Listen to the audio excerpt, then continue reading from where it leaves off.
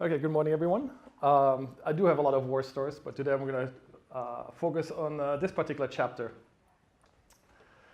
So how many here are not familiar with serverless computing? It's kind of, okay, a few, so I'll touch on that in a second. How many have already deployed some code in production on serverless infrastructure? Okay, and then how many are planning on doing that sometime in the future? Oh yeah, great. So it's either about thirds and third and a third. So what I want to do today is, kind of like highlight a little bit the journey that we have taken, some of the obstacles we have run into during that journey, and the path around them we have taken. And the hope is that, as you go down your own journey,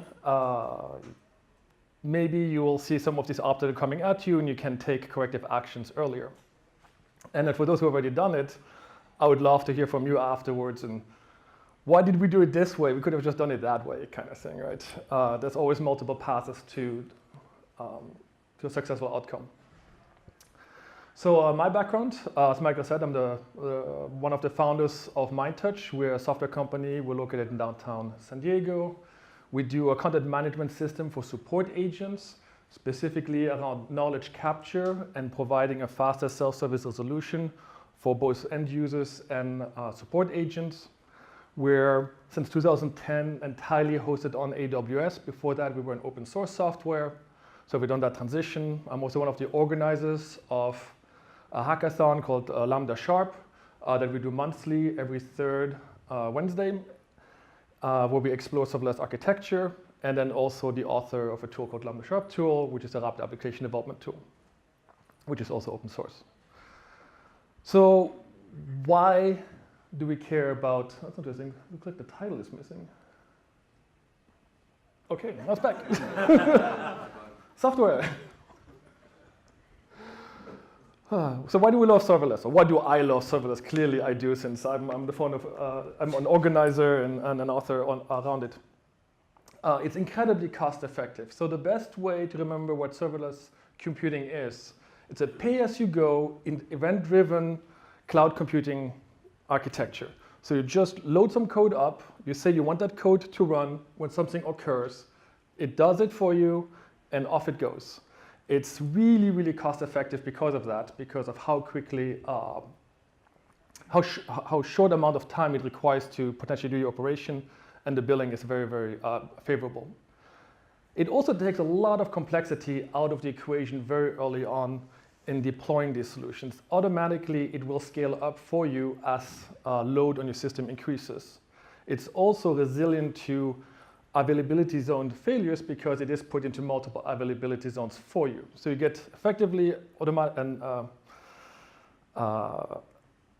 automatic scaling group, an elastic load balancer, all thrown in for free.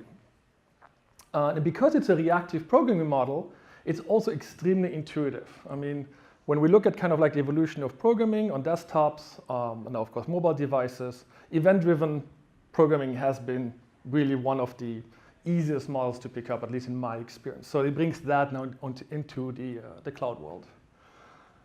And because it requires no server management, you never have to worry about servers going stale, so you have bit rot, you don't have to worry about patching, security issues. It really reduces the load on your DevOps team significantly. It doesn't get rid of it, it just reduces the load. And what I love, because it's so simple, it makes experimentation super easy, which I think leads to innovation. So that's my big love affair there. But serverless computing is just one little piece of a much larger serverless pie. Lambda, which is Amazon's AWS proposition or product in this space, was actually announced in November of 2014, so 4 years ago at re:Invent. It went general available around in April of that year, and they've just been adding at incredible pace around it. But it wasn't just that they had a computing part, it's also that it ties in with all the other services, or many of the other services. This is by no means an exhaustive list, but you have quite a few storage solutions there that are all require no server management, communication solutions, user authentication solutions, and so on.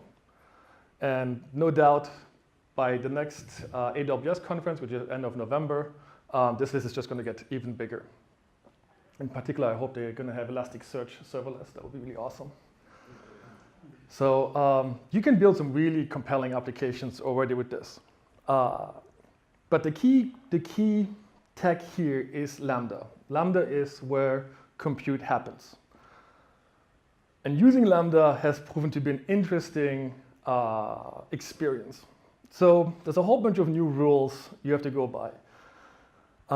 We've been around for a while. We've been on AWS since 2010, as I said earlier. And so we have a release process. We know how to release our software. We do it once a week.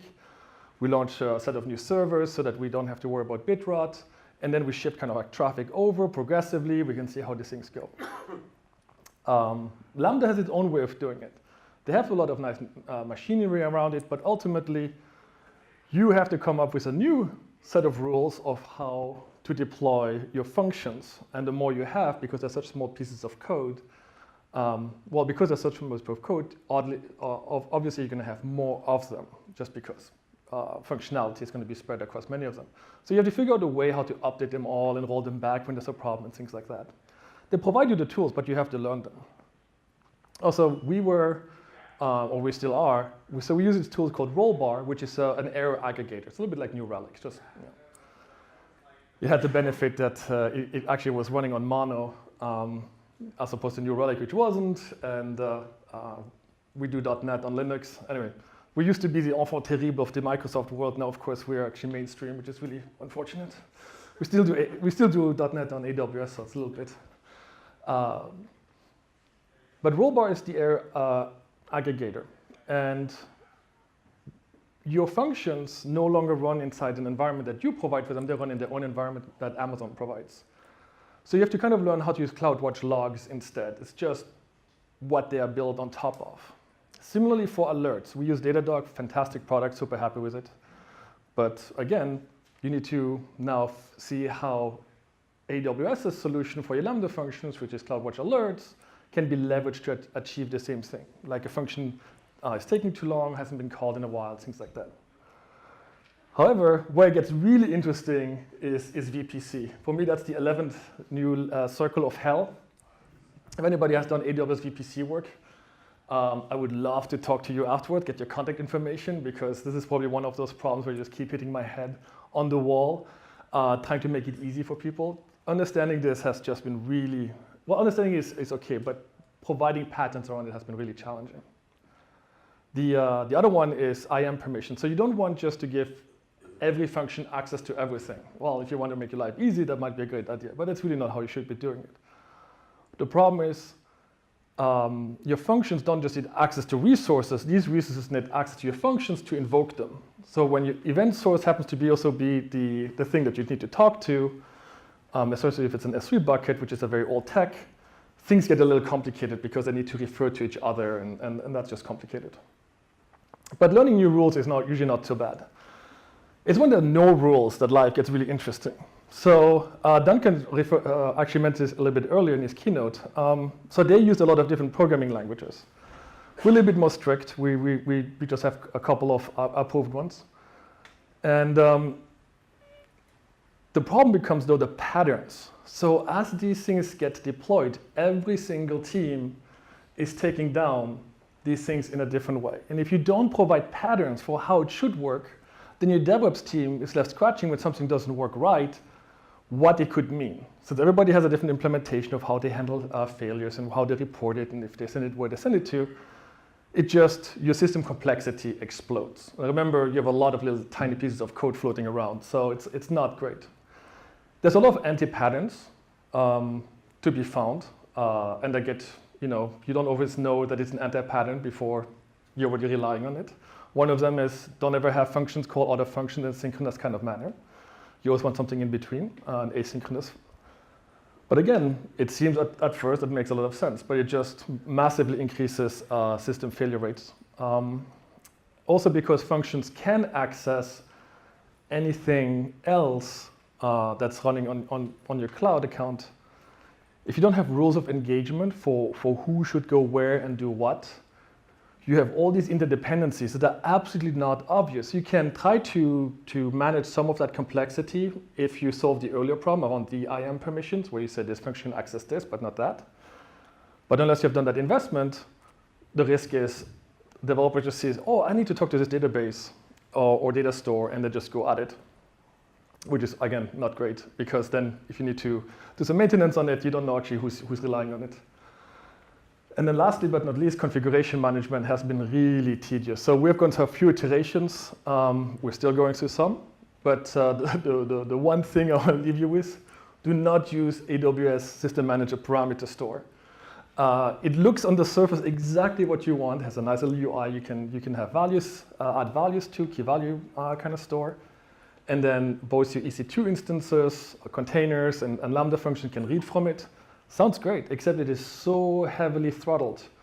And when they throttle you, they don't just throttle you a little bit, they throttle you a lot. So I think it's about 30 key accesses within a minute, and then they take no more keys for you for 30 seconds, which is, during a deployment phase, not a great place to be. So come up with something else, stay away from parameter store. Okay, and then there's the WTF section. Because you don't have access to the actual server, you can't go in and install your own tools, as we have done in the past on EC2 instances, and now we do with containers. You just can't do certain things. I mean, the most obvious one is forget about debugging. You can't step through code that is actually running in the environment it should be running in. That's something with EC2 instances you could do, something certainly with containers you can do. But here it's just, yep, I mean, works on your machine, but it doesn't tell me anything, and I can't run it in a debugger over there. So, and then the one little note for those who are not into compiled languages, Cloud9 is a product that Amazon acquired a couple of years ago. It's a cloud-based IDE. And so they had the great idea of integrating that with their Lambda console. So it looks really neat. I mean, it's kind of cool, right? I mean, you deploy your code, and you can see your code that you deployed, and you can go in and you can edit it. So just think about that. That's like the allowing your devs to SSH into your servers and make some configuration changes that they don't record anywhere. So come a fire drill and you go like, oh shoot, we need to restart this server. Why is it not working? Well, did you change this? Like, why was that not part of the setup script? So Cloud9 is basically the new SSH there. So just don't allow anybody to ever modify code that has been deployed. They should always go through your deployment chain. And so you have to reinvent all of that.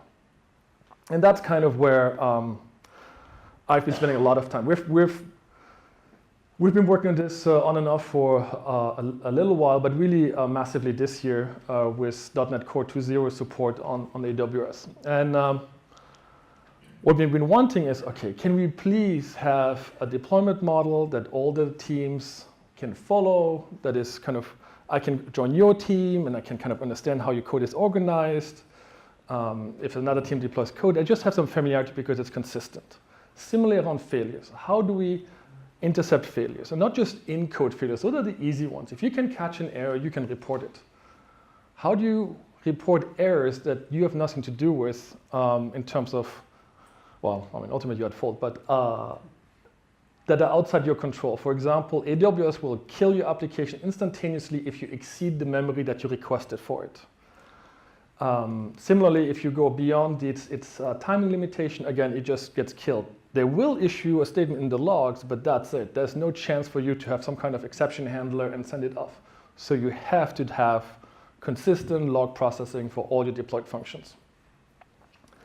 And then something that's closer to me, because I'm more of a programming nerd, I like this notion that when I build things, they're like libraries. They're designed to encapsulate some state, expose some other, and then you have a way of putting these together in a way that doesn't make you mad and insane. And then today, it is, as the spaghetti code situation indicates, it's kind of like an all-you-can-eat buffet if you don't impose certain constraints. And these are usually done by the IAM model, which, again, like I said, out of the box, super important, but very, very complex.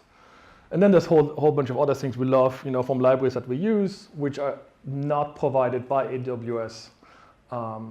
So the way we approach this is we built this tool called the Lambda Sharp tool, which was really intended for us to make it easier to experiment and therefore innovate by having a much more rapid application development cycle. It's open source, you can check it out. We are currently using version 0.2 in production. We didn't bother putting 0.3 in production because we knew 0.4 was going to have a whole bunch of breaking changes. That's now currently going through validation. Our release candidate should be available by the end of next week.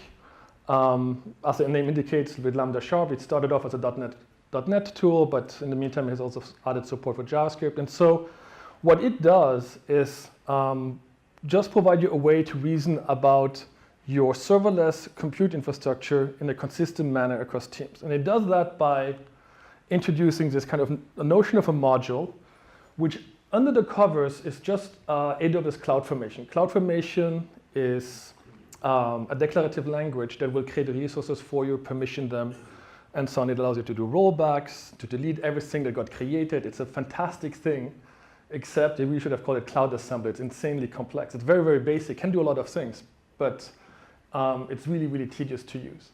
But having a simple model where you say, hey, look, my functionality is really a couple of functions that are part of this business logic module. This provides a certain business, address certain business need. I have my permissions that all these functions are governed by, so I don't have to think about it on a per function level. I have some resources that are private to me. I just want to be able to use them. I have some that I want to export so others can interact with the services I provide. And then, of course, I may have dependencies on somebody else. And then in case of failure, there's technically 2 errors out. The first one is an active one, dead letter queue. This is when your function repeatedly fails on processing a message. The message gets promoted into a dead letter queue where another process can pick it up. So we have been following this pattern for a while in our microservices architecture. We're now porting it over to this model as well. So that's not yet part of the package, but we have a little bit of a grim name for it. It's called the crypt keeper. It will take the messages from the dead letter queue, and then it stores them into the morgue. And then every once in a while, the coroner takes the dead letters, puts them in the morgue. And then there's another process, function running, that's called Lazarus, which basically resurrects the messages. Because what happens often is, for certain class of failures, if they're communication failures, they're actually retriable, so you can just re-ingest them automatically, and your system will recover over time. Others are sometimes logic errors, like no reference exceptions. And these, as new code gets deployed, you can then say, okay, you know what, all these messages that I missed because I had a logic error, can you please play them back again? So that's what that whole subsystem does. But again, those are kind of like your rules of engagement. How do I create a reliable system at scale? I have to follow rules. At least that's my approach. Everything else, I'm just not smart enough to keep too many exceptions in my mind. So how does that translate in practice? I don't expect you to read this code, but not that lines of code is a great measure. But this on the left is, for example, a complete declaration of a very simple replication module. It takes an S3 bucket as one of its inputs. It takes an optional destination. If you don't provide one, it will create one for you. And then it just says, hey, I have this function called replicate. It will find the folder it is located in, the memory, the timeout, and that it's connected as a source to the source bucket. So every time something gets dropped in the source bucket, this guy gets called, gets the reference, has a read access to this, the technical need write. And then saves in this guy. And it's a very small little piece of code, but once you start imposing certain kind of standards on how you want systems to work together, you will get a lot of craft. The same goes, the best analogy I've come so far up with is, you can think of code like the old gaming console had cartridges. This is like really old.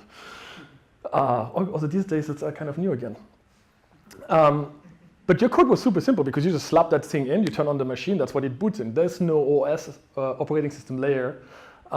You take full control of the machine. As soon as you want the rules of engagement between peer deployed systems, you have some craft that gets generated so that these systems can bind to each other in a predictable, consistent manner. And that's kind of what it generates. So in this case, this little 22 lines generates 850 lines of CloudFormation code, which could it be optimized? Absolutely. Like as any generator, they're not the most efficient and handcrafted code. but there's no way you're going to get it down to something that is manageable. At best, you probably have 30% overhead here. But this provides then a consistent model that everything that you deploy abides to. And so that's what we have been charging at, so that we can deploy reliably, consistently with the model. And then we have a roadmap. We have a whole bunch of things we still want to do. We think are really cool. Nested modules, that's the ability of having, as it indicates, module being built out of other modules. When you build libraries, that's kind of something that kind of works, right?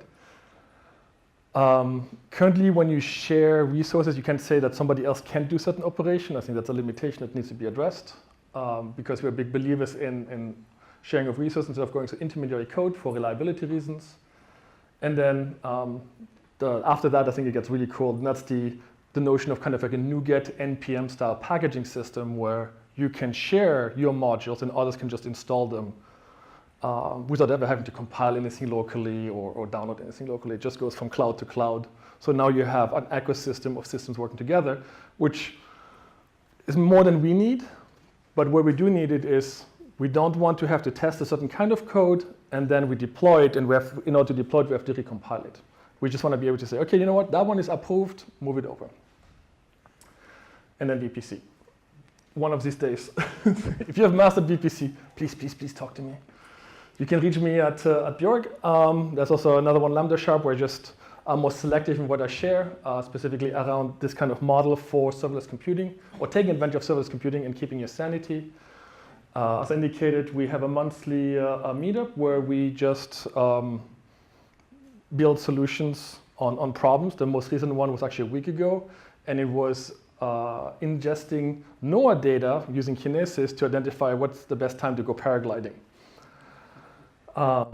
Seemed like a lot of fun. And yeah, I think that's it. Oh, yes. And I'm involved in a couple of organizations, so I wanted to plug them here. January 10th should be a lot of fun. That's the Discovery Night. So that's organized by the San Diego Symphony. It's basically their outreach for the tech community. So I'm on the host committee there. It's also the only concert where the new music director designate, Raphael Payer, is going to be conducting. I was not able to make it this year. It was John Williams, which is an amazing concert because of very unfortunate circumstances. The other one, if you have kids, I'm also involved with the Fleet Science Museum, and they're doing an event for children to learn about STEM. So from 7th to 12th grade, and it's kind of to learn what does it look like in the day of being a developer, a scientist, a mathematician, and so on and so forth. So it's about promoting tech. So if you have little ones, I think maybe make some time in your calendar for that. And that's all I have. So I'm available.